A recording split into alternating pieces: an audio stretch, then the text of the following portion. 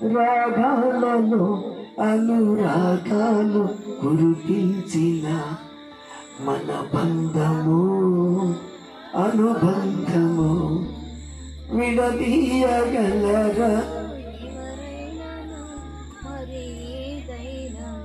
భర్త భార్య కొంతవరకు బంధం నడుస్తుంది, పిల్లలు కుటుంబం కొంతవరకు నడుస్తుంది, కానీ యేసుతో బంధం విడదీయలేని బంధం. దేవుని స్తోత్రం.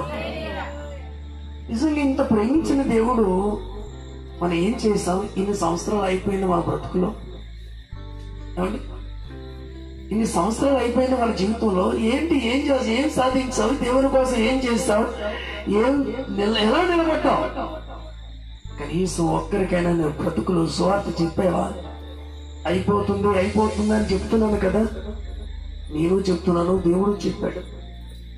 ఏంటండి 20 సంవత్సరాలు 30 సంవత్సరాలు 40 సంవత్సరాలు నుంచి ఇప్పుడు 70 సంవత్సరాల వయసులోకి వచ్చేసారు కొంతమంది.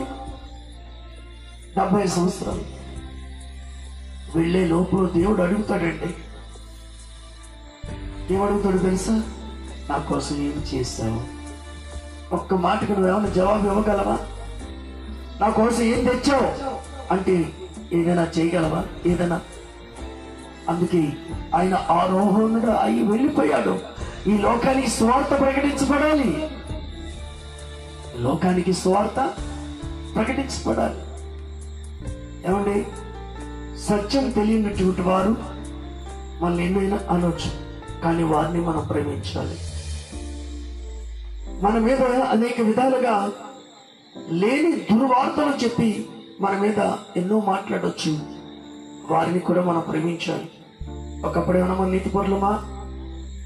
ఒకప్పుడేమన్నా ప్రశాంతంగా ఉన్నామా? వ్యాపారస్తుడిగా ఉండేవాడిని నేను. వ్యాపారస్తుడిగా ఉంటే ఆ షాప్ దగ్గరికి ఎవరు వచ్చినా నేను నా రూపం కాదు, ఇది నా మాట తీరు కాదు, నా పద్ధతులు కాదు, అది చాలా స్పీడ్గా ఉండేవాడిని. ఆ ఫోటో చూసారు అయ్యారు మొన్న, ఏమన్నారు? పేరెట్టాడు నేను, ఈయన అయ్యారు రౌడీ చూపులో ఉందండి, ఉంది ఆ ఫోటో ఉంది.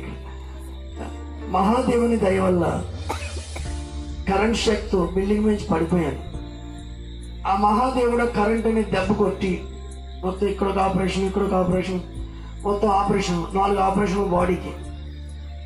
బైబిల్లో మాట ఉందో నాకు తెలియదు కదా, నేను 2 ముక్కలుగా చీరేస్తాను, 2 రోజులు 3 రోజుల తర్వాత అతికేస్తాను అన్నాడు. ఆ తర్వాత తెలిసింది అలాగన మొత్తం మీద గాయాలు చేసి, గాయాలు కట్టి బెడ్ మీద పడుకోబెట్టి బైబిల్ గ్రంథం నా ముందు పెట్టి పరిశుద్ధాత్మ దేవుడు బోధిస్తూ, దర్శనాలు ఇస్తూ, స్వరంతో మాట్లాడుతూ, అనేక అనుభవాలతో నడిపిస్తూ ఈరోజు ఈ స్థాయికి తీసుకొచ్చాడండి దేవుడు. మరణించవలసిన దినాలు ఎన్నో వెళ్ళిపోయినాయి కదా నీ బ్రతుకులో కూడా. మరి నాకు ఒక అవకాశం ఇచ్చాడు దేవుడు.